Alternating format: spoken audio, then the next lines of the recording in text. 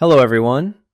In this video, I will show you how to rename the Easy SharePoint related list in Zoho CRM based on your own requirement. I'm in the Accounts module, and if I scroll down to the Easy SharePoint related list, you can see the related list widget. Some clients want to change the Easy SharePoint name in the related list to something more specific based on their requirements, such as SharePoint Record Files or Record Attachments in SharePoint. To achieve this, go to Settings, then Marketplace, Installed Apps, and open the Easy SharePoint configuration page.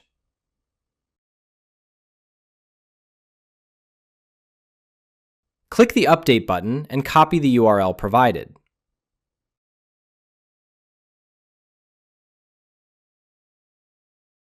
Next, add /relatedlist to the end of that URL. We will use this URL to create a custom related list widget. Now, go back to the Records section and select Related Lists. Click Add Related List, then choose Widget and create a new widget. Enter a name such as SharePoint Record Files.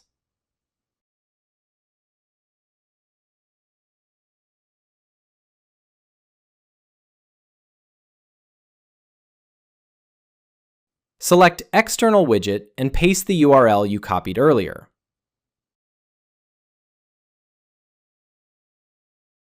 You can also enable mobile compatibility if required. Click Save. Now select the widget you just created and click Install.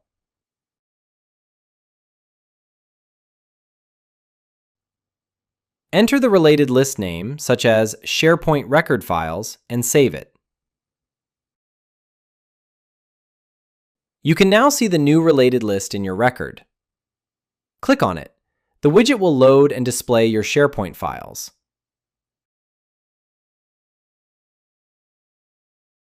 At this point, you will have two SharePoint related lists visible.